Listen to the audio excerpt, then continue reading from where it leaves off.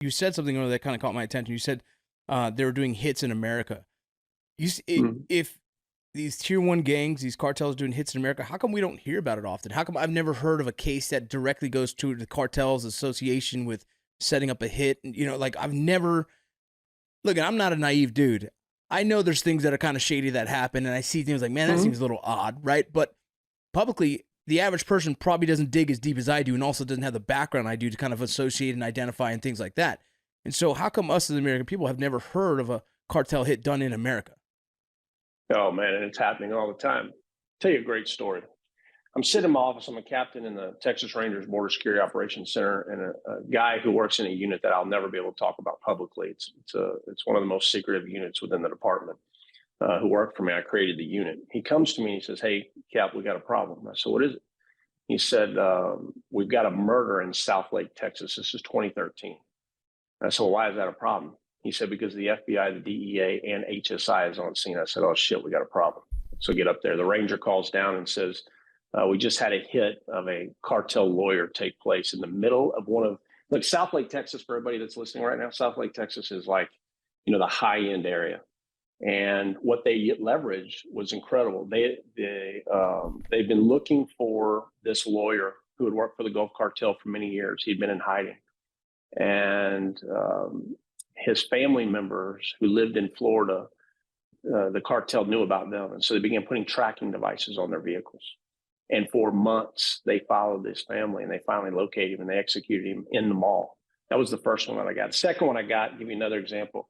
Sit in my office again because I'm a captain. That's what you do, right? And I'm drinking coffee, and same agent walks in. He says, "Hey, we got a problem." So, what problem we got? He said, "There's a body with no head floating in the intercoastal down near Port Isabel." And I said, "Yeah, that's a problem." He said, "The ranger just called and said they want some help. Can't find the head." I said, "Absolutely." An hour later, our sources within the Gulf Cartel, we solved that case. A guy had been stealing cocaine out of tires that he was putting into the tires because, as a lot of the a lot of the tire places down there that fix flat tires smuggle a lot of Yeah. drugs in these tires. And anyway, they caught him stealing it, shot him in the head in the facility. And we ran a search warrant, hit it with luminol, which is a laser basically with light. And then if there's any blood, it'll just light up it's incredible. And solve that case like that. You know who the shooter was? Oh, Border Patrol, Border Patrol agent working directly for the Plaza boss with CDG. This is 2015. Anybody watching right now, just Google it. 2015. I believe his name was Luna. He was a Border Patrol agent. He had access to all sensor data with Border Patrol and with my agency of DPS. So here's where I'm going with this to answer your question. Why do the American people not know? The system that we had in place under the FBI was called the Uniform Crime Reporting System. And so it captures murders, but it doesn't capture murders directly linked to transnational crime. So everything you and I are talking about, that murder was captured, but it wasn't captured directly linked to a cartel member. And what do we always say in law enforcement? Oh, it's law enforcement sensitive. We can't tell you.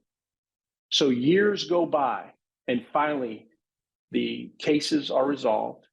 The media is able to get it out, and then no one reads it. Or if they do read it, they don't talk about it because it's a case that's years old. So what I want everyone to understand, when we talk about the impact of transnational crime upon the American people, drug trafficking, weapons trafficking, human trafficking, human smuggling, money laundering, extortion, and a long list of transnational crime, none of that is captured under the Uniform Crime Report. And where we always thought it was a left or a right issue, but it was really a failed reporting model. Now the FBI, as of 2021, has gone to what they call the National Incident-Based Reporting System, known as NIBRS. It captures 52 new index crimes, and it helps. But here's the problem, Vince. Most law enforcement in the country won't go to it because it's too intensive in the collection of data. So it's a data collection issue overlaid with a failure of the media to understand and to be able to work with law enforcement, because law enforcement doesn't want to work with them. That's why I embed with them now, coming with my background to really illuminate the operations and the impact to the American people. This is how we've had 112,000 overdose deaths in this country. And we're seeing things we've never seen before. I'm going to say it again and again. We are witnessing the largest U.S. intelligence failure since 9/11. And Americans feel it in every state across the country. this is It's heavy. It's a lot to unpack, and it's I'm not, like I said, I'm not naive to it completely. I've just kind of steered away from bogging my brain with too much of this because there's so many other things on my list that I'm trying to focus on. But Yep. it's important for us to understand that. It's important for us to know. What it sounds like to me is anyone that might be in potential, I guess, a threat of being, killed potentially by the cartel, it's someone who's probably associated. So that makes me understand that those of us who are not associated in that space, is it still a threat to us? Yes, absolutely. Everything is transitioning. That was another thing that we always hear is, yeah, well, that's because they were involved in the drug trade, right? I mean, that's what we Right. would bounce that off to that. Okay, well, what if my wife or your wife or our loved ones walking down the street and get hits with those ricocheted rounds? Yeah. Look, let me answer it this way. If Americans watching right now are wondering where this ends, let me tell you where it ends. All you have to do is look to Mexico to see what is coming here. And as we have opened up our borders, the cartels operate in all 50 states in this nation. They operate in every major city. They operate in every county. There are tens of thousands of them that walk among us. And the hyperviolence and the tradecraft of Mexico is coming here. I break these stories all the time as they're rolling down the interstate with a 50 caliber sniper rifle, chest rigs on Interstate 10 in Arizona. I mean, I break so many stories now. It's hard for me to even keep up with it because unless you watch Newsmax or unless you watch what I'm posting on social media, Americans don't feel it. And they won't stop, Vince. They can't stop because they're worried about their rivals. And Americans have to understand the threat we face. And this is all I focus on. This is all I do now. Yeah, Jason, it's incredible to hear, and I think some would almost feel that is this not conspiracy but fear mongering, but it's not. It's like you post it, you show it. The evidence is there. I don't blame them. They've been lied to by every news media in the country, right? A lot with good intentions or half truths. Let me tell you how the media works today because I'm in it and I have been for a while. They don't have the money, Vince. They don't have the money. So they send a young journalist to the border or a senior journalist. They go to the border. They're not familiar with it, so they don't know where to go. But they hear there's a big group crossing over here. So what do we see every night on national news? They go to that big group. They stick a microphone in the migrant's face and they say, tell me your story. I'm not saying that's not a story. It is, and it's an important one. But when you peel back the onion, you look at the level of tradecraft, these cartels don't operate with a born to lose tattoo stamped on their forehead.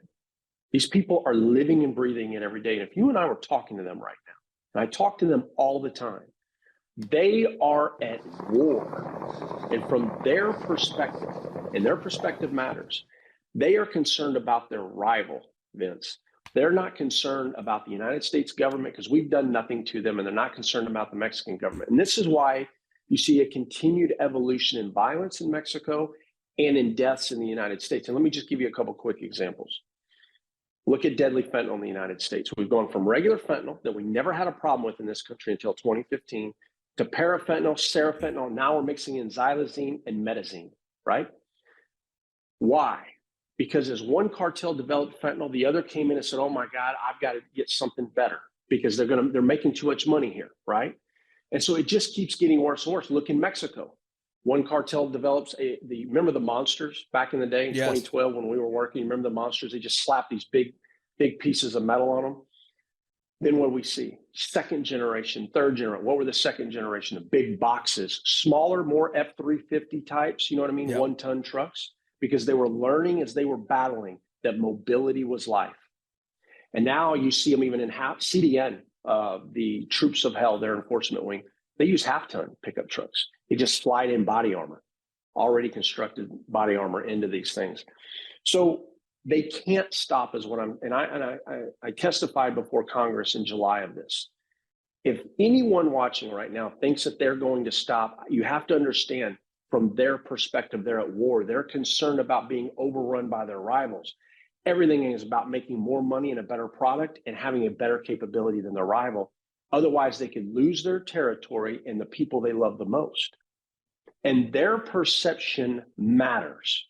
As much as we think we're so strong here in the United States, they operate at a level that is stunning. This is how they become a parallel government in Mexico. This is how the Sinaloans are in 54 countries and CJNG is in 48. So I want everyone to understand this won't stop because they can't stop. And why I'm trying to get new authorities with the terrorism designation and leverage network theory and key nodes to go after them, hunt them down like the dogs they are, and truly not just disrupt them, destroy them for what they've done.